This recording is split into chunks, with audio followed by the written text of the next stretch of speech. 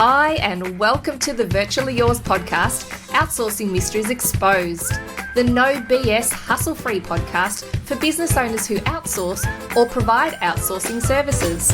I'm your host, Rosie Shiloh, virtual assistant advocate and owner of Virtually Yours, the virtual assistant network. Let's get started.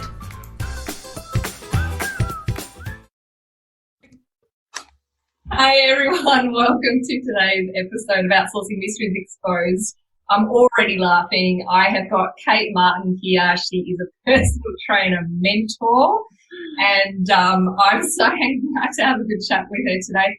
And obviously Kate's industry is a little bit different to ours, but what I'm talking to Kate today about is how VAs can approach business owners, what they need to be thinking of when they're approaching business owners who, need support. So it's all from the business owner's perspective. So Kate's going to give us some insights into her experience of life without a VA versus life with a VA. And also, what sort of things VAs can do, because, marketing is one of the big things that you're passionate about, isn't it, Kate? Yes, it is. There's a big gap between all of these people who are brilliant technicians and then other people being able to find out about them. Yeah. So welcome to today. I'm so happy to have you. Thank you. It's so different to be on the other side of the chair. I was just trying to stop myself from asking Rosie the questions before we started.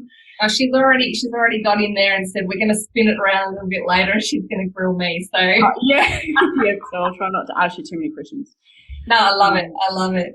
So tell us a little bit about your business, Kate. So my trade, for want of a better word, is I've been a personal trainer for 20 years and done other similar things like massage and nutrition and those kinds of rehabby things because I'm interested in it. I've opened business a lot up the east coast of Australia just because I've moved because of life circumstances, and that was horrible at the time, when you've got to start again. But it gave me a really good inkling and a really good knowledge of how to start again quickly. And I've had employees, like contractors, from the age of 23. So I'm 40 now. That was in massage clinics and things. So I'm just not one of those people that want to work for somebody else or has done a very good job of doing that, and have actually coached personal trainers in the technicalities of, everything to do with developing the human body through running their business. I've done that for the last 10 years out of that 20. So it's only the last couple of years that I've even promoted that online or really even knew what Facebook was, to be honest. Mm-hmm. But to me, it just explodes what should naturally be there as a person anyway. And I think there's a lot of, we kind of pretend that you could, because you run a business, you can't pretend to be rude or not answer the email or it's, everyone thinks that the online thing's a bit of a gauze or a wire in front of your face. I'm not even making any sense now, Rosie. So No, I know what you mean. And you can't hide behind it, basically. You've got to be who you are and deliver. You can't hide. No, definitely. So how deep into that would you like me to go? So now, I'll just say now for the last 2 years, I don't have a physical face-to-face business anymore. It's all 100%. I coach personal trainers with their business, predominantly females and predominantly very experienced ones. So I don't start with them from scratch because it's the first couple of years in business that are very, very hard to figure out. And so if they haven't got the gumption to get through that, I'll break them. And the industry will break them in itself. There's no need two of us breaking them. So it's like they need to do their apprenticeship first, and then I teach them how to make other offers that are also entwined with what they like to do that are also fun. So, we were talking about retreats and stuff before. So that kind of thing, larger programs so that they're not just doing the $30, the $50, the whatever, because as you know, being a mum, you run out of time. Mm-hmm. There's only so many hours in the day. So girls seem to approach it a little bit differently to the guys. We just don't have as much time. We don't have time to hustle till 3 a.m. No. I mean, we've all tried it, but you're sleep deprived enough for this, so whatever. Yeah. So you mentioned retreats then. Are you going to share with us what happened when you didn't have a VA and you'd organised a retreat? Rosie, I'll embarrass myself enough. So I was just saying to Rosie that I used to find this really embarrassing that I wasn't, one, good at everything, and two, thought that I had to fix everything about myself and the way I did business. And I suppose this is for everyone that's listening as well, is you're good at the parts that you do, and that's okay. Actually just focus on them. Mm-hmm. So I'm really not very good at planning. I'm not very good at administration, but that's clearly why I'm not running an office. I did try that, like when I was 19, that was a mistake. So I was telling Rosie I booked my own flight to go to the retreat, my own last fat loss retreat, and I turned up on the wrong day. Lucky it was the day before, but my partner said, "You're just trying to have an extra holiday, aren't you?" I said, "No, babe, I'm not sorry." Just really I booked it on the wrong day. So to be honest, that's actually how I book flights all the time. I booked us on a weekend away, and then we were returning to a different city. Yeah, nice. I didn't realise till we got on the plane on the way to Queensland, and I said, "Oh shit, babe, sorry. Look what that says. We're going back to a different airport." What? It was because I had two browser windows open at once. Yeah. Oh, I love it. So that being said, I mean, I know what my shortcomings are. But when I'm communicating with someone like you that I want to take over the role, I think, because I know there's a lot of girls in my position, particularly the ones that I coach, and they're learning to have help, which mm-hmm. is big when you work by yourself for such a long time. One, they don't want to trust anybody. Mm-hmm. They think that they need to almost give their bank account details over the day that they start, and they're like, "Oh, I can't do that." I'm like, no, you don't need to do that, do you? But you really don't do that. No, it starts with a conversation, and from your end, the feeling that I like when I'm talking to someone and it feels good is that I feel reassured that they know what they're doing. It feels calm. It feels like it's all going ahead in the right spot. You feel like you're taken care of, you know. Mm-hmm. And that's up to the people on your side to say, "I know how to do this. This is how it could look." Yeah. Yes. And because we don't even know what we want half the time. We just know what the panic is. Yeah. We know what the problems are. Yeah. And you kind of need to come in and be, you know, what's that called? The knight in shining armour, and sweep us off our feet. Yeah. And it's funny because people assume, you know, if it's business admin and you're a business owner, that you're going to know how that all works. And that uncertainty is horrifying. It's just a really yuck experience to not know how somebody can support you and how they can take over that role.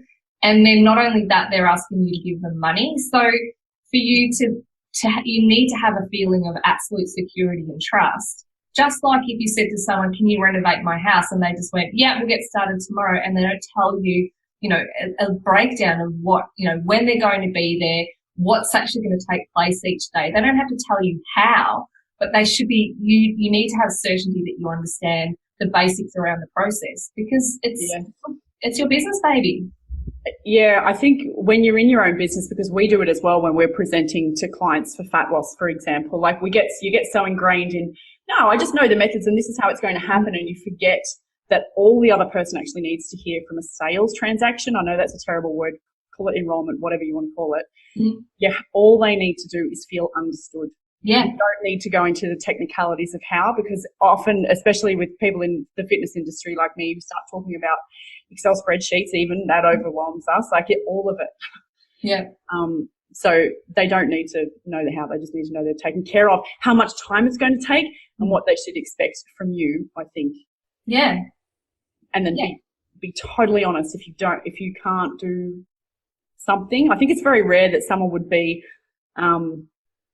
like, you know, not to big note myself, but because I've played with a lot of technology over the years, only from trial and error, I have a large list and I know how to do all the things on the list. Mm-hmm. I just don't have time to do them. I don't know, obviously, how to do them very well either, but I know how to do them. But it's not common that someone will know that they need to use those things or what the cheaper version of those things are. There's, you know, anything's possible, but it starts, I guess, with clearing the person's head and time, doesn't it? Yeah. I think one of the best conversations to start with is just to have a look at what your pain points are, without going into too much detail, what your pain points are and what your goals are. So exploring where you want to actually take your business.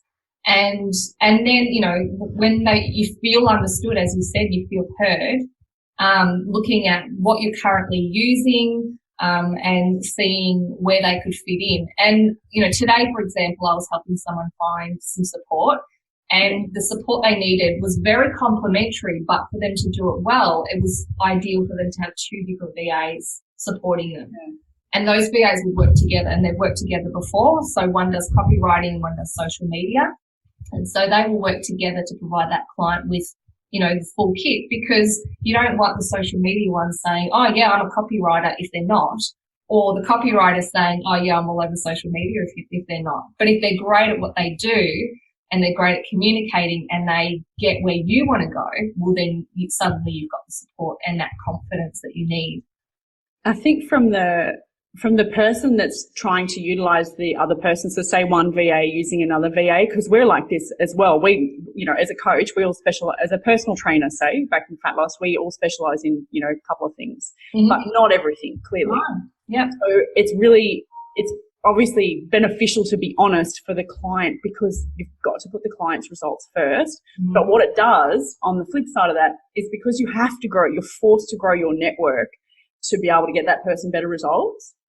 But it helps you stay, for want of a better word, it helps you stay in your lane and just do your good thing. But then that person gets great results. In fact, they get even better results because you're not trying to do copywriting and social media. Like, sorry, lying's a pet hate of mine. Exactly. You need to stay in your lane and be proud of it. There are so many people who are scared to do that because they're scared they're going to miss out on. It is fear, yeah. Yeah. But if you're really great at what you do, then you're not going to miss out on opportunities. You're going to be better at it and you're going to have better results. Yeah. And it feels, and this is, I think, the illusion that social media kind of gives us, that everybody's doing everything and they're all so much more successful than me and whatever. But just focus on that one thing in front of you and get the job done and get it done really, really well. And it doesn't, you know how they say, go deep instead of wide. Yes. Stop trying to do 100 things. Yeah. Oh, we never look at someone who's really successful and think, yeah, gee, I bet they do everything across the board in their business. Never think that. No, because you have your own VAs, don't you? Yeah, I have my own VAs. Absolutely. Yeah, has a VA. So I love it because they, you know, my brain is wired a particular way. It's a little bit bent. But they, in their own quirky little ways, they fill those gaps that I have so beautifully. And they, between them, they bring so much more to the table. They've got more ideas. They've got more resources. They can, the added bonus being that when I'm doubting what I'm doing, or I'm feeling like I'm uncertain about what I'm doing, I can actually brainstorm with them and talk to them about what's going on, and they get it because they're part of my team. So there's a lot of benefits to having, you know, a team, like it can be a small team of people who have got the skills that you need across the board. Yeah. And do you recommend people, sorry, here I go. No, ask me. Come on as contractors, or contractors, permanent part-time employees? Mine are all contractors. They're just casual contractors, and you know, they've got their own clients as well. Whereas some VAs work, most of them will be contractors. In Australia, they'll be contractors. If you hire someone as a staff member, you've just got a whole lot of different commitments to the ATO, for example, and in terms of dismissal laws, work cover, work safety, annual leave, sick leave, and that's one of the benefits of just going with a contractor. But then, as you mentioned earlier, that sometimes you'll have someone who says, yeah, I can help you, and then they'll vanish. And that's probably slightly more likely to happen with a contractor than a staff member. Not definitely, but it's probably more likely. So there are risks and benefits to either way. But for me, I just go with contractors, and it's worked beautifully. Yeah, interesting. Yeah, someone was talking to me who's in recruitment, or was in recruitment a while ago, saying how she would prefer if we went, I'm talking about my business model. Yep. She wants them to be employees now. Yeah. Oh, okay. There you go. Okay. Mm. Only permanent part-time or whatever, just so that it doesn't have to restart all the time and restart and a new restart and a new restart. So, but I guess it's the first. What are you special? Sorry, here I go again. So, Love it. I'm always trying to think what the frame is about. So, you said you work with people that are just starting, and then people that have been in the industry for a long time. Mm-hmm. If a VA is in the industry for a long time, like your girls, do they just work for you, or do they work for lots of people? Oh, they'd need to work for multiple people. Otherwise, they'd be at risk of being classified as an employee. So, okay. Yeah. So you've got to tick a certain number of boxes according to the ATO to be working as a contractor. If they deem at the end of the financial year that you are in fact an employee, even though you're not set up technically as an employee, then everything changes. You've got to get paid annual leave, sick leave, and all that sort of stuff. So it can get a bit messy. Yeah, that's right. Yeah, the 25% or whatever it is. There's a few different factors. And if there's anyone out there who's unsure because obviously when you first start your business, you're going to have one client. So don't freak out about that.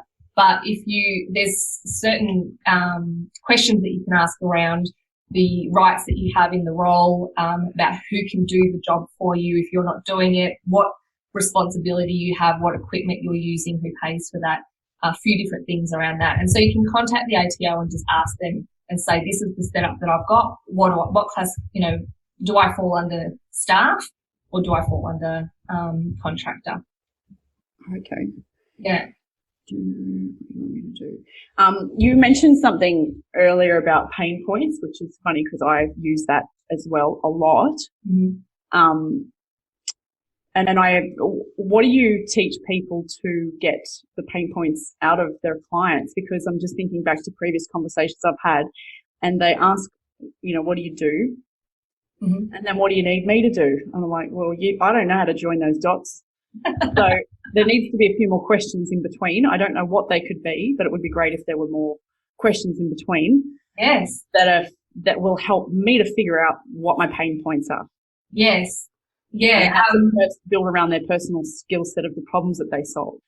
Yeah. And so when they ask you about what you do, I think it's important that they also ask you what your goals are for your business, and where you want to direct it. And then ask you about what are the things that you feel are holding you back? What are things that cause you stress? What are things that you're spending time on that you're not making money on? And they can give you time to do this. One activity is over a week or so is to just make a note of everything that you work on. It's not fun, but make a note. Yeah, like a little audit. Yep. Yeah, do an audit, work out how much time you're spending on it, and give it a score in terms of how much you enjoy doing it, and also whether there's a return on investment for you doing it in terms of someone's paying you. If it's something that brings you joy and gives you energy and you're not getting paid for it, you might still want to hold on to it because it's bringing you joy. But if it's something that I call an LST, which is a life-sapping task, where you are not getting paid for it, and you hate it and it makes you feel crappy and you're slow at it, then those are the things that you would highlight and start looking at getting somebody else in to help you with, to start with. My goodness. So I want to hire you now. So I've never, and even though we were talking about both being a little bit disorganized, that's a really creative way to approach it, because I already feel better because I know that I would be understood. Yeah. Yeah. There you go. It's all about communication. Yeah. And trying to put the virtual assistant, and virtual assistants have so many different skills. They might be coming to you to help you build a website or maintain it.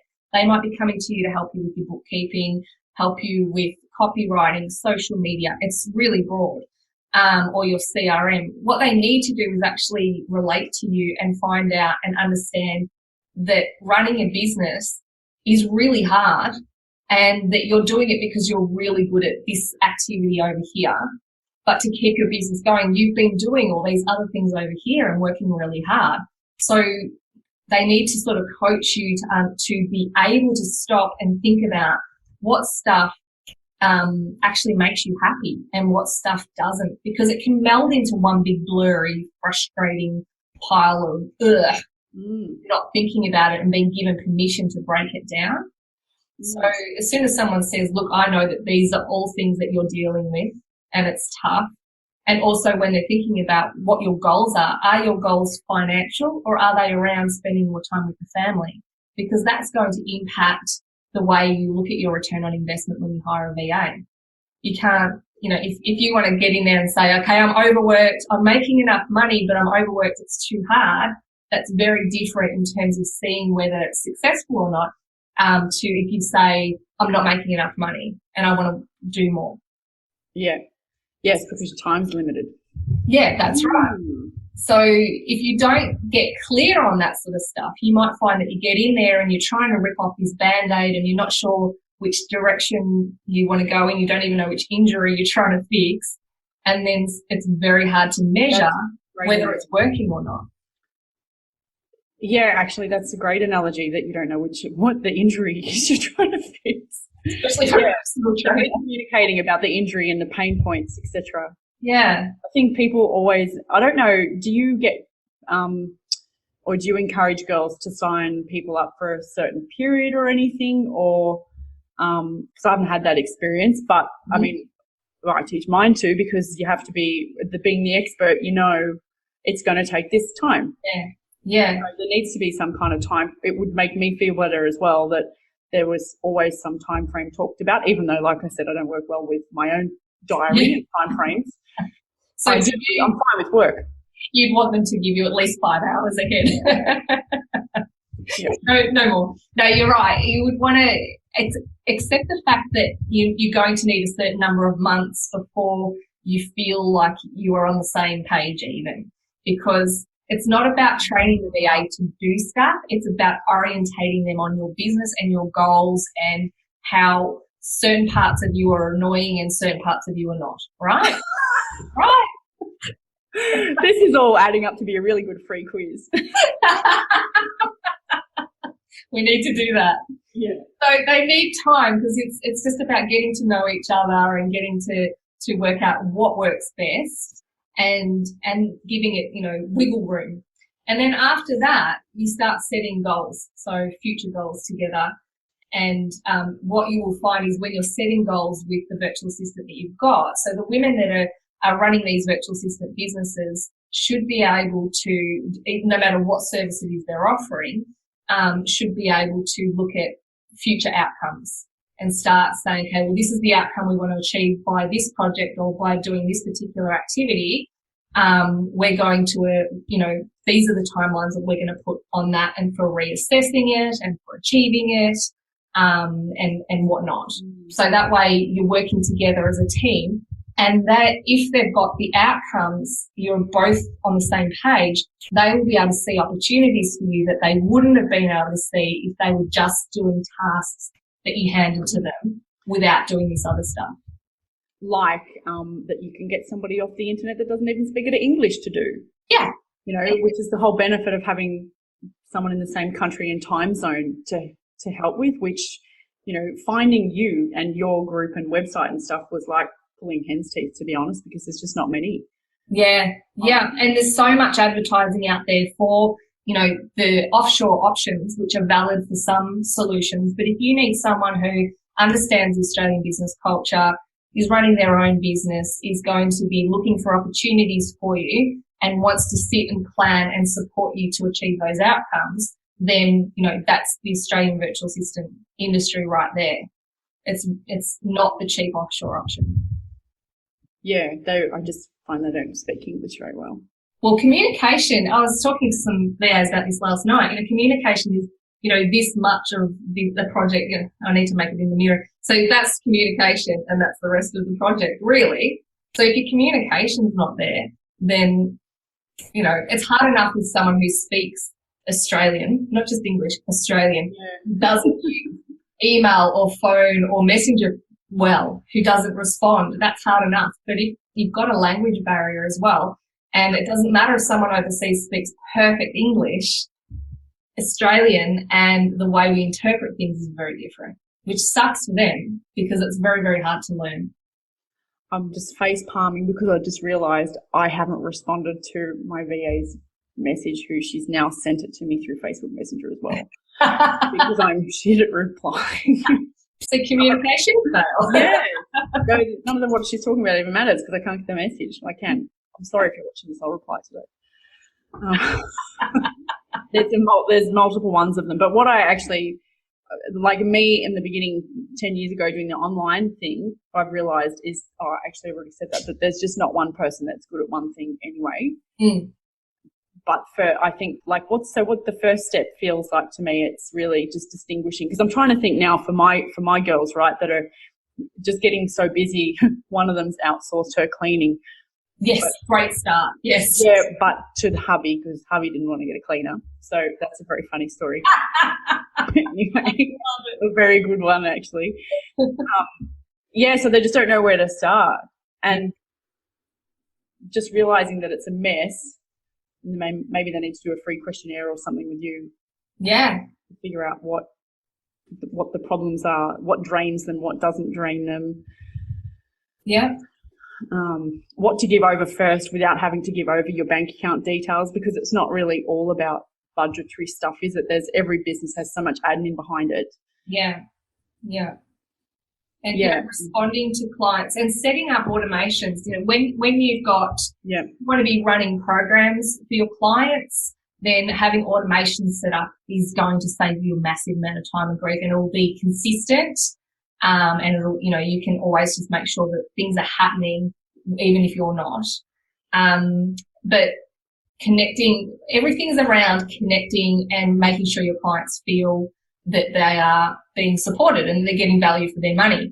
And it doesn't matter if you're doing the personal training session or the mentoring session, there's still going to be plenty of things around that are expected before and after sessions, when you go to networking events, following up networking events, all sorts of stuff. If you want to get more PR, you want to be getting more blog writing opportunities or podcast opportunities, these are areas that you can get someone to help you with. Wow. To me, that sounds like a really advanced PA. So that, to be honest, is the difference between Fiverr, Upwork, or an Australian PA. They're not. Yeah. Upwork's not going to get you gigs to talk. Maybe they are. Sorry, just not in my experience. Well, that's right. Well, the Australian VAs, the ones that are on my network, one of my VAs would definitely actually, all three of them look for opportunities for me all the time anyway. And then I've got someone who does Facebook advertising for me, and I've got another one who manages my phones. So there's 5 across the board. Yeah, and they've all got different skill sets. So, yeah, they're amazing. They make my life so I've only got a certain number of hours a week, and that's not a lot to run my business. And I don't want to be spending the time that I'm not in here stressing out about stuff. So to have people who are on the ground who really get where I want to go, and that means I need to communicate with them where I want to go. But they're there, they're listening, and they're excited about it, and they're looking for opportunities. That is above and beyond the actual individual tasks that I give them. Yeah. That's like a mini operations manager or something. You've got 5 part-time ones. Yep. I need 5. Can I have 5 of those too? I'll find you 5. I'm joking. I'm going to message you after this because I'm serious. Yeah. Honestly, life is so much easier. It's like with your friend, the housekeeping. That's another area I need to get back into, because, you sign up to run a business or to do what you're awesome at. But at no point did you remember signing up to do your bookkeeping or your social media or, all the bits and bobs that are really annoying, right? Same as when you buy a house, it's suddenly someone decided that you are in charge of making sure that everything in that house is kept up to date, maintained, people get fed. It's when you have kids. Yeah, I know, right? Before you have kids, who cares who gets fed, right? But when you have kids, there's these legal requirements that you feed your kids every day. And for people like me, that's really stressful. That's more stressful than anything I do in my business. Being with the kids is not. It's the sorting all that other stuff out because I don't enjoy it. I will sort the garden out. I will paint every room in the house. There are things I love to do, but there are other things that I don't. And so same with your business. Just outsource it. Stop being a martyr and thinking, I have to be everything to everyone, because then you're going to be nothing to anybody. Yeah, and very, very, very stressed, and then you can't create from there. Yes. Yeah, you can't be creative if you're stressed. And if, as a business owner, you do need to be creative. Yeah, a lot of that's not like it's very masculine, isn't it? And I don't really like the masculine feminine thing, but a lot of it is like how everything's done and run is expected to be masculine hustle. You got to work this many hours a day. There's only so many days really for a woman who is also expected to be mother and house cleaner. Yeah. Oh, the best thing ever, housekeeper. Yeah. Oh, I'd just totally build another room out the back for someone to live there if they wanted to manage my house for me. That'd be nice. So that's exactly it though. You know, when you stop and you just go, okay, well, I'm not effective doing all of these things. It's the same as in life as in business. And when you're running your own business, as you know, when you start outsourcing, sometimes it is good to start outsourcing, not with a virtual assistant or someone within the virtual assistant industry, but with a cleaner or a cook or a babysitter to just get those massive distractions out of the way so you can focus on your business. Good point, actually. Oh, something on the tip of my tongue. I'll think of it in a second. Yeah. So if a VA came to you and they wanted to support you because they're passionate about coaching and they're passionate about health, what would they need to do for you to say, oh, yep, I need you in my life? For me to say that, I'd need to speak to them. And to be honest, every time I've done something like that and put an ad out that I need X, I feel like I need a PA to go through the resumes. Have you put them out on Facebook and stuff like that or Upwork? All of the above. Yeah, you do. And I've said that. And other websites, everything. I'm like 500 replies. Yeah, where they just, not suitable. And you need to hire someone first to filter through all those responses. It's so painful. So how do you get them? Actually, you said something before and I thought, oh yeah, this is all really painful. But these are the questions that, you know, that they just need to ask questions around what's effective, what's not effective, what's not working for you at the moment, what's making you stressed. You know, it feels like you're saying the same thing 6 times with a different word, but you really will get a different response from the client. And it's like peeling a layer off and a layer off and a layer off. Obviously, you know, build a bit of rapport and whatever first, but they're like people in our industry, the fitness industry, who are used to seeing a lot of people like quite quickly and fast and whatever, we're generally open books, like just get straight to the point kind of thing. What would they need to ask?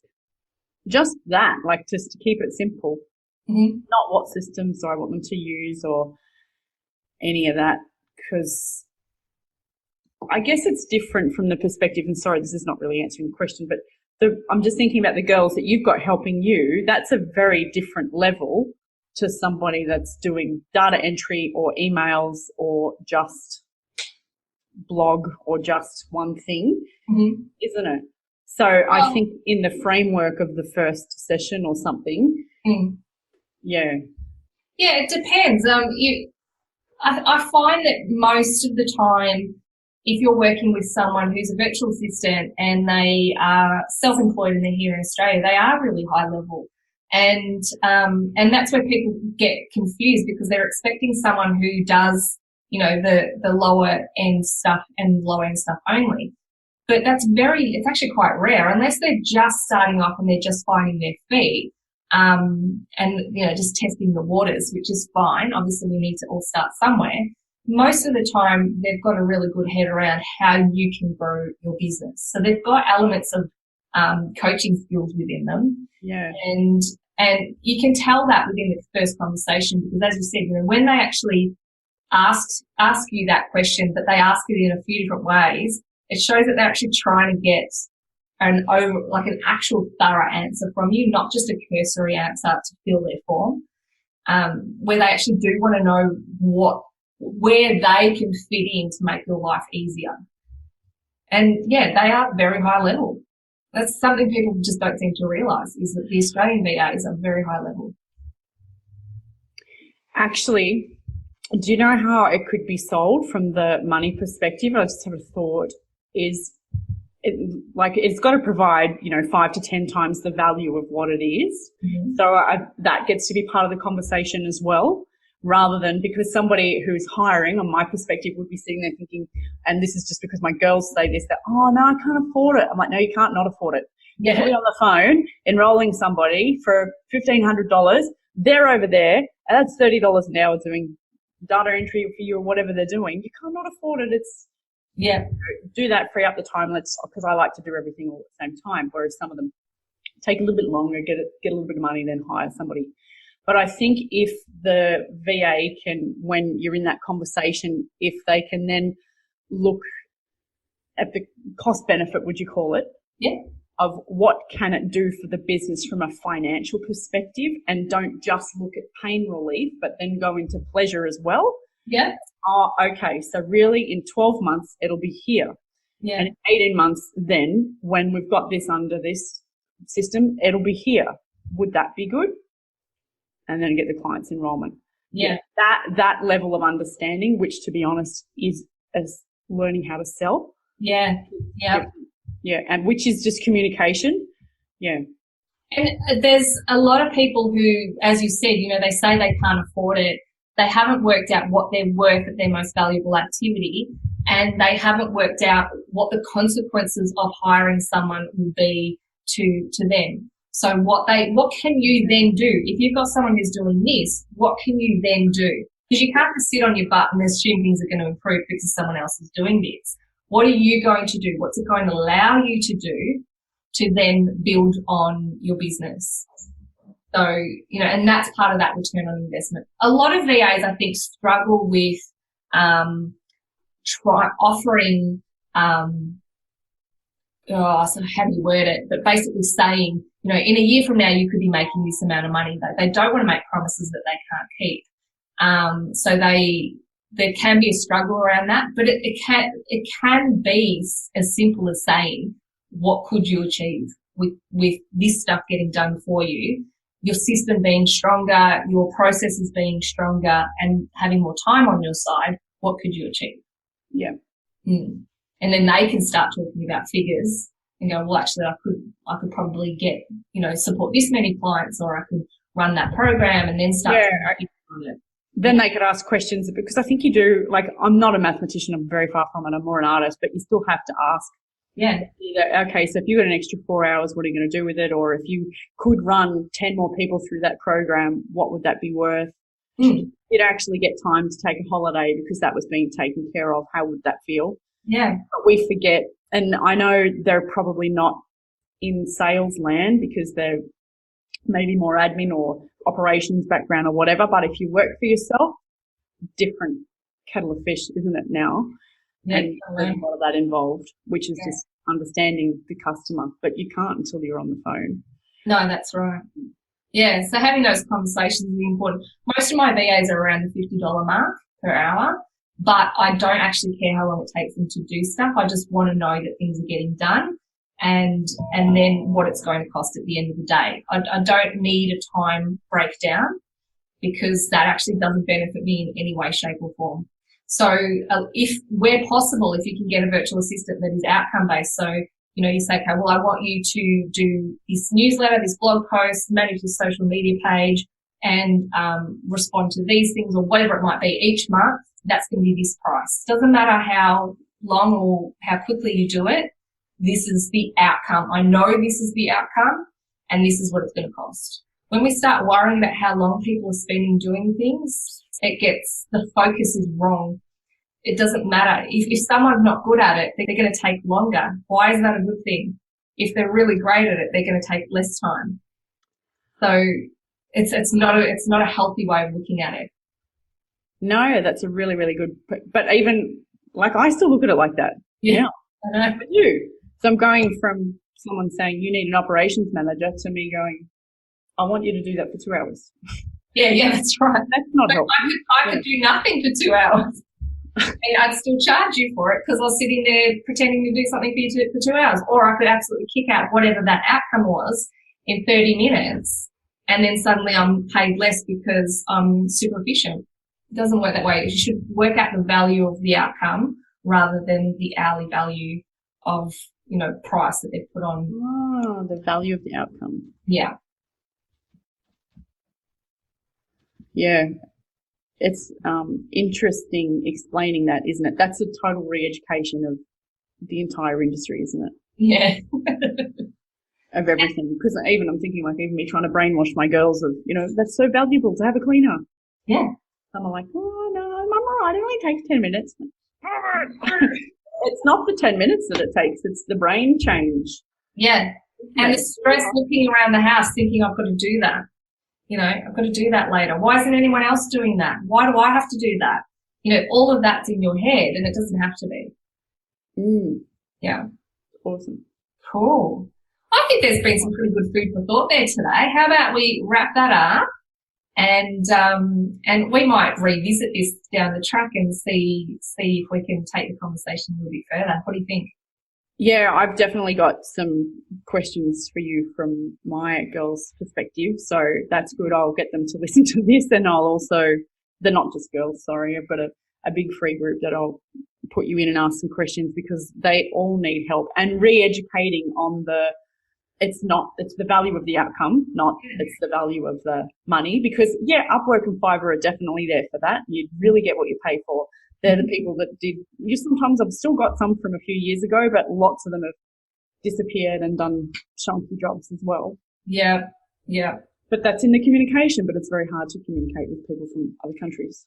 Yeah, that's right. So there's a lot of skills involved with running a business, including the skill of outsourcing. But there's definitely ways to do it. So you've given me some good food for thought. I'll put some checklists together and we'll see how we can go with that. Yeah, sounds good. Thank you. Thank you so much for your time today. It's been really nice chatting with you. Thank you, Rosie. Talk to you soon. Hey, thank you for listening to the Virtually Yours podcast, Outsourcing Mysteries Exposed. Between now and our next session, I know you're going to be hanging out to take some action on outsourcing in your business, so head on over to virtuallyyours.com.au and you can download some information there about the best ways to outsource for business growth. If you're a virtual assistant, make sure you join us. We have an amazing virtual assistant community at Virtually Yours, Aussie VAs connecting and helping each other grow. Have a fantastic day, and I'll see you at the next podcast.